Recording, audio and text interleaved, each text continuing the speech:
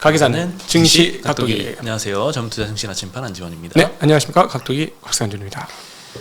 네, 오늘 조금 처참했습니다. 반도체가 특별히 많이 박살났죠. 네. 그렇죠. 예, 반도체가 어제부터 살짝 불안했잖아요. 갑자기 고점 지적이 때 아닌 고점 지적이 나오더니 미중 간의 싸움이 멈출 기미를 좀 안 보이고 있습니다. 서로 주고받고를 계속하고. 아니 왜 방문하겠다는데? 그러니까 방문하기 전에 서로 뭐랄까 잼 날려서 간 보듯이 이런 느낌이 좀 들어요. 그렇게 생각을 하고 있었거든요. 근데 오늘 중국 관영 매체에서 옐런이 방문을 해도 규제를 취소하거나 연기할 생각 없다 이런 이야기를 했어요.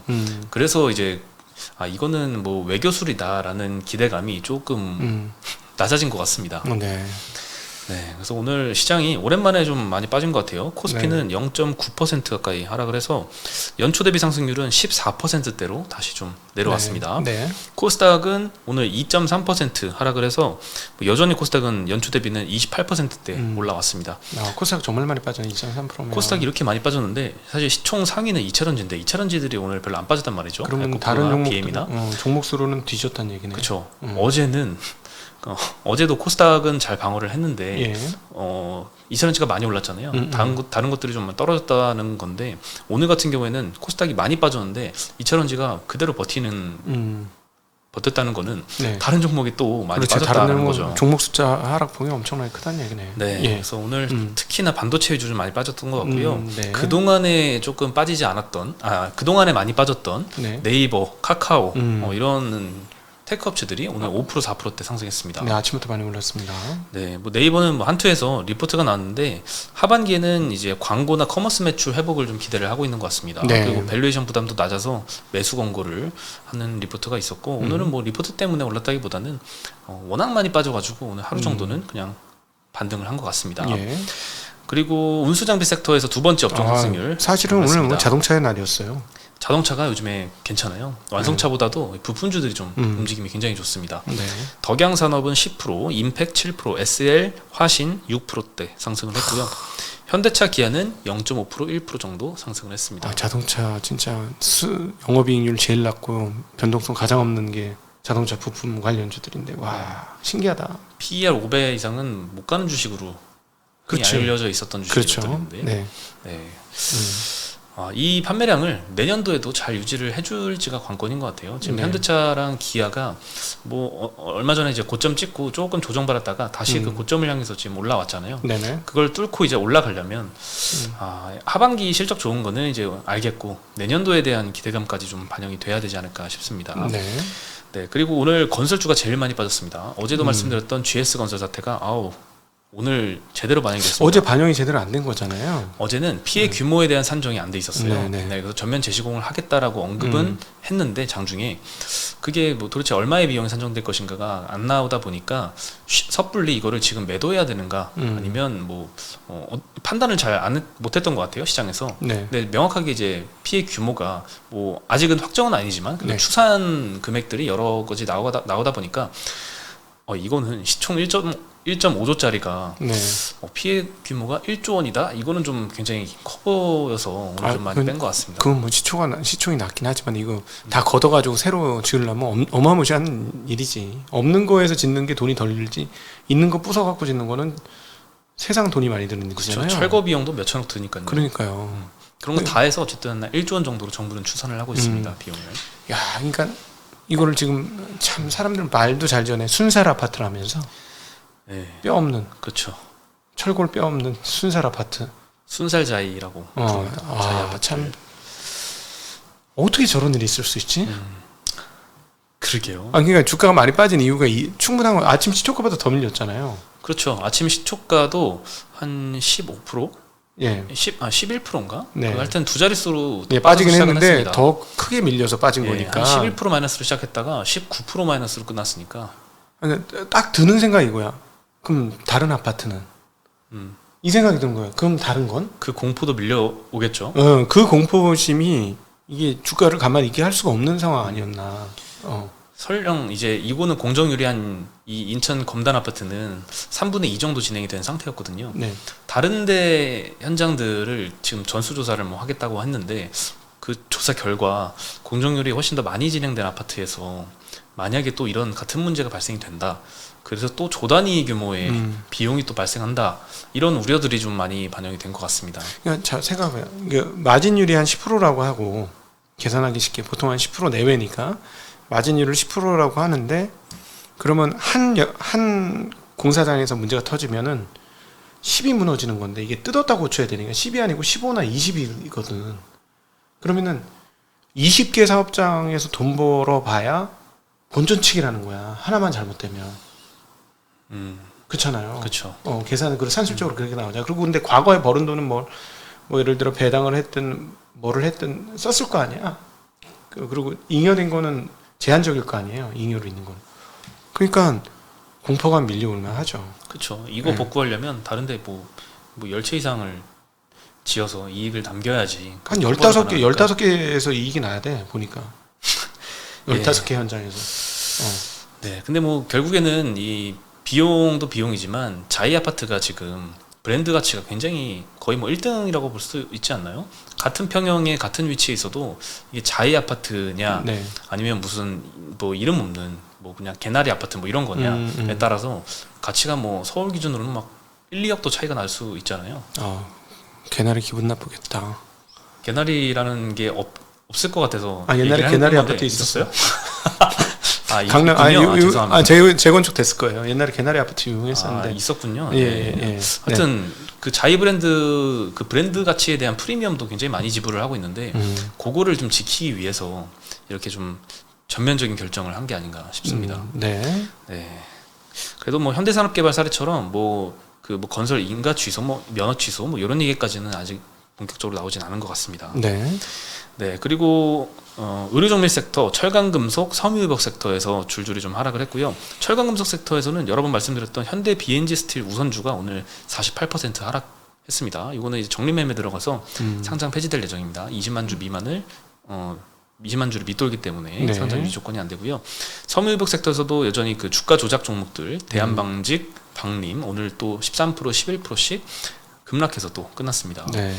주가 조작 종목들이 굉장히 많잖아요. 처음에 그 라더견 8개 종목 정도 있고 그 이후에 카페발 한 5종목 있는데 회복이 아직도 안 되고 있습니다. 그 오랫동안 작업한 거니까 아무래도. 그렇죠. 그리고 여기는 재무제표가 라더견 쪽보다 재무제표가 더 안 좋은 것 같더라고. 한두 종목 기업 살펴보니까 좀 놀랬어. 그리고 뭐 쉽게 이게 사고 싶다는 생각이 들 정도로 싸지는 않아요. 지금 많이 빠졌다고 해도 워낙 장기간 끌어올렸던 게 좀 높기 때문에 그렇습니다. 그리고 오늘 중국 관련된 이슈가 좀 시장의 우려를 좀 더한 것 같습니다. 골드만삭스에서 은행주 투자 의견을 좀 하향을 했고요. 중국 부동산 침체를 또 경고하고 나섰는데요.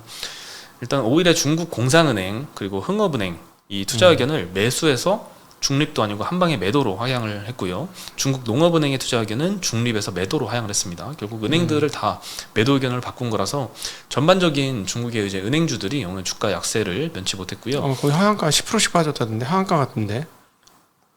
오늘은 하한가 같다고요? 10%면 하한가잖아요. 하한가예요. 중국 대표은행. 그거는 저도 그 장중에 보고 깜짝 놀랐는데 그거는 저희 오류 같습니다. 그 배당락이 있어가지고 한 2%대 정도 홍콩 시장에서는 공상은행 기준으로 장중에 아까 봤을 땐 빠졌던 것 같고 상해에서는 한 0. 몇 % 정도 빠지더라고요. 그거는 다시 한번 확인을 해야 될 것 같습니다. 그리고 그럼 왜 투자 의견을 하향했냐? 이익이 줄어들 걸로 좀 보고 있나 봐요. 그래서 현재 자본 정책이나 배당 정책을 유지할 수 없을 것이다라고 좀 코멘트를 했고 중국 부동산 침체 관련된 리포트도 있었는데요. 정급 펀드가 이제 디폴트 날 것이다라는 전망을 한 19% 정도 디폴트율을 전망을 했었는데 이걸 28%로 상향을 시켰습니다. 작년 말 기준으로는 디폴트율이 17.8%였는데 여기서 한 10% 이상 더 높아질 거다라고 보는 거죠. 작년에 이제 부동산 개발업체 대상으로 정부에서 대출 규제를 좀 완화를 했고 LTV도 좀 조정을 하면서 이런 등등의 16가지 경기 부양책을 썼었는데 아직도 주택 경기가 좀 살아나지는 않는 것 같아요. 2월에서 5월까지 조금 신규 주택 판매가 반등하다가 한 6월 들어서까지는 좀 하락폭이 더 커지는 중이라고 합니다. 그래서 중국 정부가 더 강력한 규제 완화 시그널을 보내야 된다라고 언급을 했습니다. 그리고 미중 갈등 격화 된다는 이슈도 아까 잠깐 말씀드렸는데 옐런 의장이 일단 중국 방문을 오늘부터 합니다. 6일부터 9일까지 방문 기간이고요. 중국에서 어젠가요 반도체에 들어가는 필수 원재료인 갈륨과 게르마늄 수출을 8월 1일부터 제한하겠다라고 발표를 했고 미국 상무부에서는 용납하지 않겠다라고 반박을 바로 했습니다. 추가로 이제 조만간 이제 작년 10월에 수출 통제 후속 조치로 저사양 AI 반도체 원래 A100, H100 이것뿐만 아니라 A800인가요? 네, 그것도 이제 A800이죠. 수출 안 하겠다라고 언급을 했었죠. 그거에 관련된 좀 더 구체화된 발표를 조만간 내놓을 것 같고요. 중국에서는 이제 6일 로이터 통신의 보도에 따르면 전 상무부 차관이 갈륨과 게르마늄 이런 수출 규제는 이제 시작에 불과하다. 대응책을 추가로 강화할 것이다라는 발언 때문에 시장이 좀 우려를 더했고 그렇습니다. 옐런 장관이 뭐 방문해도 수출 제한 연기나 취소는 없다 이런 언급도 있다 보니까 이 미중 갈등 격화가 조금 계속 시장에 영향을 끼치고 있습니다. 네. 그리고 메디톡스의 이 소송이 오늘 결과가 나왔습니다. 수출용이라도 국가 출하 승인을 받지 않은 제품은 식약처에서 판매 중지 결정을 내렸었는데 여기에 대해서 이걸 취소해달라, 판매할 수 있게 해달라라고 메디톡스가 소송을 걸었고요. 네. 메디톡스가 오늘 승소 결정을 받았습니다. 메디톡스의 주장은 이 수출 목적인 제품은 국가 출하 승인 대상이 아니라서 약사법 적용을 받지 않는다라고 주장을 했는데 식약처에서는 또 그래도 승인 받아야 된다라는 의견을 계속 견지를 하고 있었고 대용제약은 국가 출하 승인을 이미 받았어요. 그래가지고 대용제약 빼고는 나머지는 뭐 휴원스나 메디톡스나 등등 이제 품목 허가 취소를 이게 당하고 있었는데 여기에 대해서 이제 메디톡스가 이번에 승소를 하는 결정을 받았으니 이제는 판매를 다시 허가를 해줄 것 같습니다. 네. 그리고 또 근데 오늘 메디톡스가 오늘 6% 정도 상승을 했는데요. 휴젤, 휴원스, 대용제약은 다 마이너스 1, 2% 정도 하락을 했어요.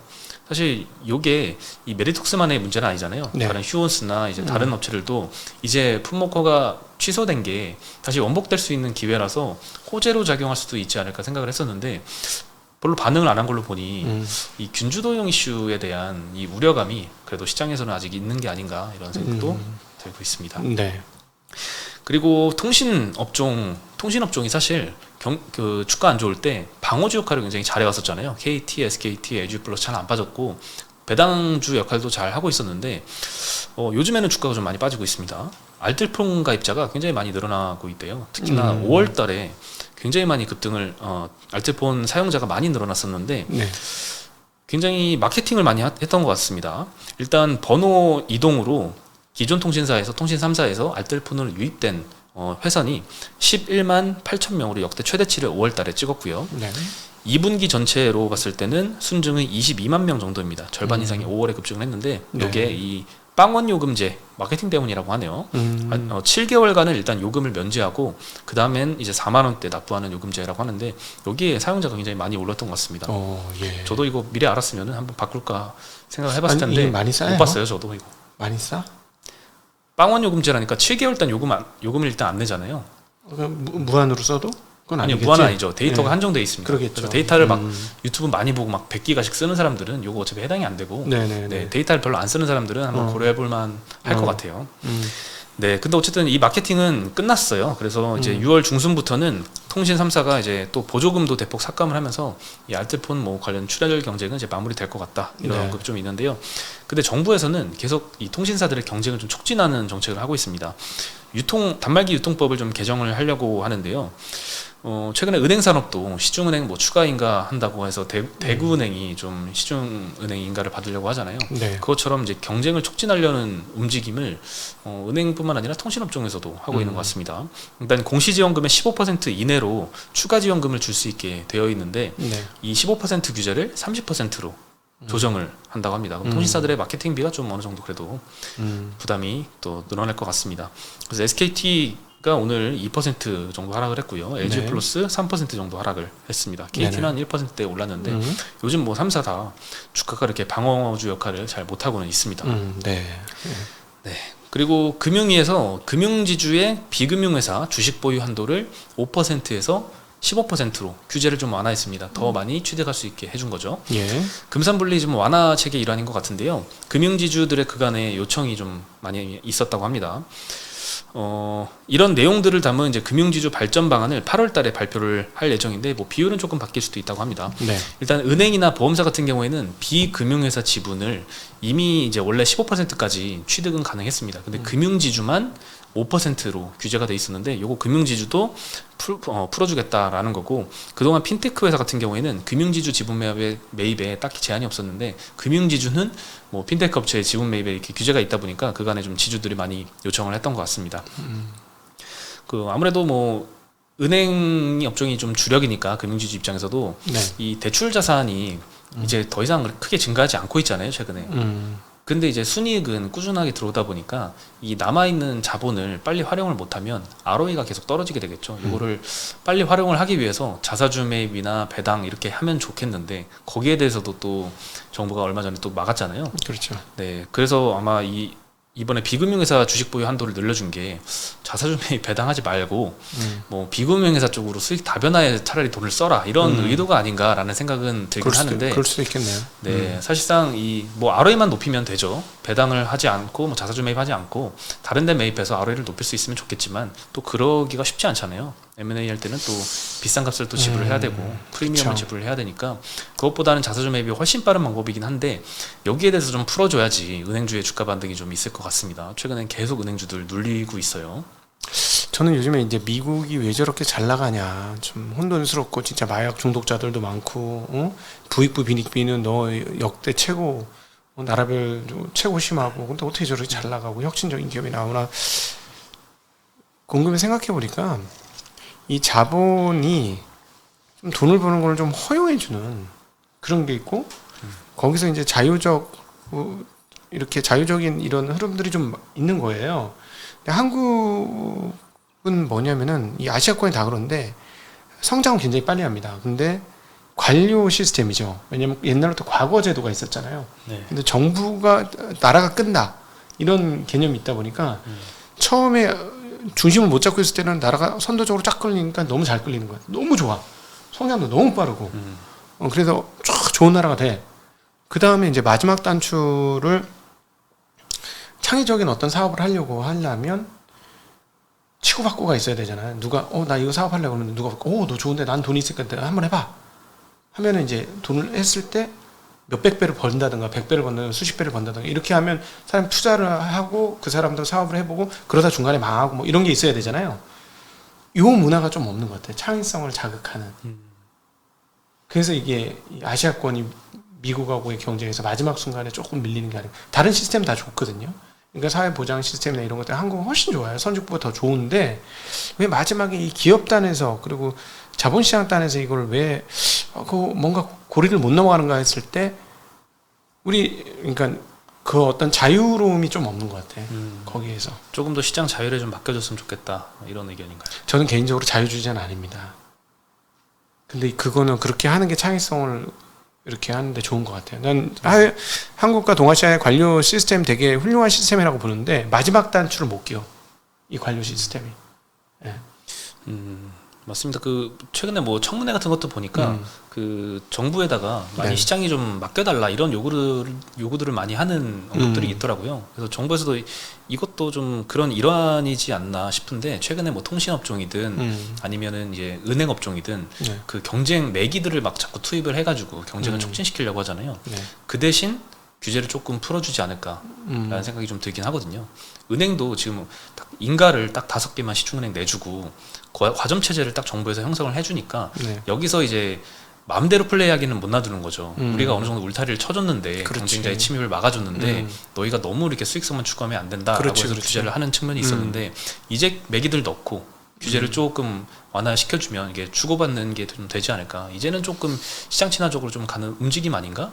그래서 저는 개인적으로 약간 사고가 나고 치고받는 사고가 날 수도 있고 그렇지만 더 크게 나올 수도 있는, 이게 좀 섞여야 될 것 같아요. 왜냐면 우리는 사고 나는 거 못 견디잖아. 그렇죠. 사고 칠 것 같으면 규제가 계속 늘어나. 사고 한 번 칠 때마다 서류 쓰는 게 한 장씩 늘어나는 거잖아요. 서류 엄청 많이 써야 되잖아. 그러니까는 사고 치지 마. 아무것도 안 해도 좋아. 이런 개념이 있잖아요. 근데 사실은 마지막 순간에 그거 있잖아. 창의성 있는 그런 기업들이 탁 하려면 그 하나 두 개 기업 나오려면 실패하는 기업들도 몇 개 있어야 되는 거니까 그 부분에 대한 조금 아량이 좀 있어야 되는 거 아닌가 하는 생각이 좀 들어요. 그럼 우리나라 진짜 대단한 국가 될 텐데. 네. 기업 문화도 그런 그 차이를 좀 반영을 하는 것 같아요. 굉장히 보수적이잖아요, 우리나라가. 네. 미국 같은 경우에는 마음껏 해봐라고 기회를 주고 거기에 대해서 만약에 실패를 하거나 이러면 확실한 책임을 물리고 약간 이런 문화 아닌가요? 그렇죠. 네, 우리는 애초에 아니 그 나이 이렇게 차이 나는데 미스터 뭐 막 이러잖아. 우리도 회사도 관료 체계잖아. 나이만 제가 진짜 제일 부담스러운 게 사람들이 저를 너무 대접하는 거예요. 아, 지점장이 됐으니. 예, 그러니까 전 그게 너무 싫어. 뭐 사람들이 막 대접을 해주는 거야. 막 나는 마음이 안 그런데 왜 자꾸 나한테 그러지? 막 나는 그냥 맞짱 까고 이렇게 하는 걸 좋아해. 맞짱 까고 막 토론하고 막 누가 맞는 거야? 막 이렇게 연락해서 그래? 그게 맞는 거야? 그럼 내가 맞으면 나한테 수긍해줘야 되고 저쪽이 맞으면 내가 수긍하면 되는 거거든요. 좋은 방 오케이 콜 뭐 이렇게 되는데 다 수긍해주나요? 지점장이 되니까? 아니 그냥 뭐 논의가 안 돼. 논의가 안 돼. 그렇군요. 서로 치고받고 막 하면서 그런 게 있어요. 그래서 나를 선배들이 힘들어하지. 네. 알겠습니다. 네, 오늘 소식은 여기까지고요. 저희는 내일 다시 인사드리겠습니다. 네, 안녕.